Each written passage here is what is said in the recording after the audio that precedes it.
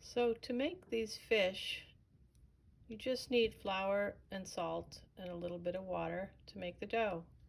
It's basically 1 part salt to 2 parts flour. So this is how I make the fish.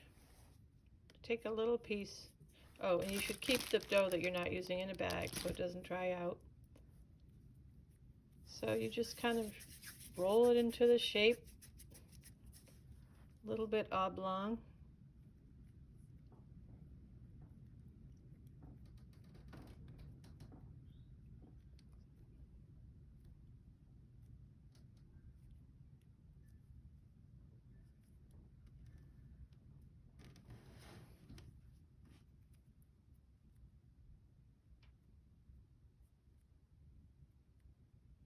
By the way, this is my very first tutorial, so bear with me.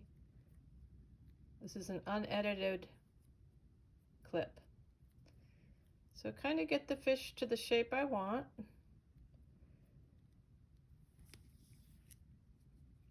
Then I'm going to take a ballpoint pen because it makes a hole that's kind of large, like that. And then I take a pin or a paper clip and make the pupil just by going like that. Then I take a knife. This is a plastic knife, but you could use a sharper one if you're a grown-up, or anything to cut it, and I make the mouth. Get right in there. And might as well do the other side.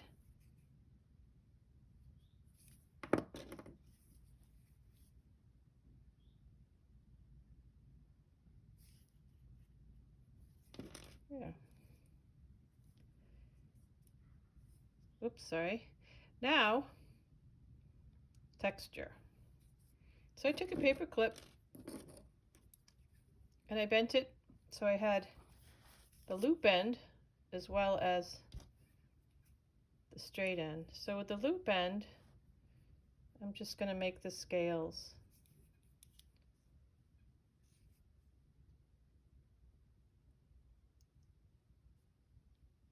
And you can do any texture. I just felt like doing this. But you look around your house, anything you have will do. Then I'll take the straight end of it and put the tails in. And what's good about the texture is once the fish is dry, and you can either bake it at a 325 oven for an hour or so, or you can just leave it for a few days. I just left mine.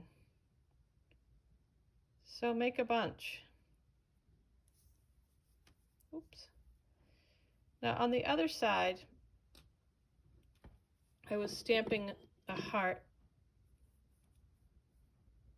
because hearts are really important, especially now. It's wonderful to see them all around.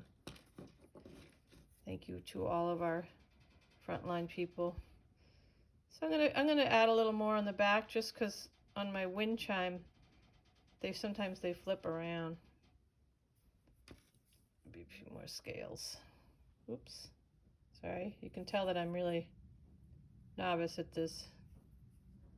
Believe it or not, this is the 8th time I've tried to do this, and I've just decided to just be cash with all you guys. So there's my fish, and I did lose a little texture on the other side. Now to make the hole, I just took a barbecue skewer, and to make a nice hole, what you want to do is sort of find the middle, and as you push, just twist it. And if you want to really make a nice clean hole, you find it, just go to the other side so you can see it, pull out the skewer, and then go back in. That way you don't get a raggedy looking hole there. But so there you have it.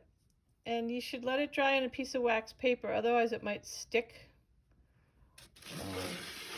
So I've got a few here that I've dried. I'm going to put it on wax paper, but it should just sort of be delicately drying like that for a few days.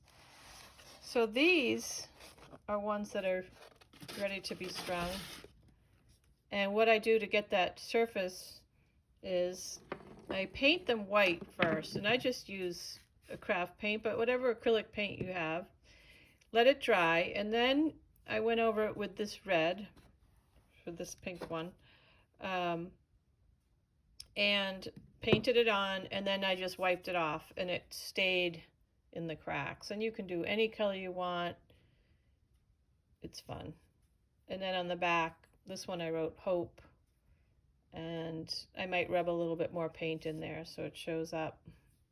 And then once it's really dry, well, it should be dry before you paint it, so once they're done, just look around for broken jewelry, bits of buttons, beads, and just have fun stringing them up. I just found a stick in the yard and painted it, and I used fishing line, but you can use thread if it's fairly strong.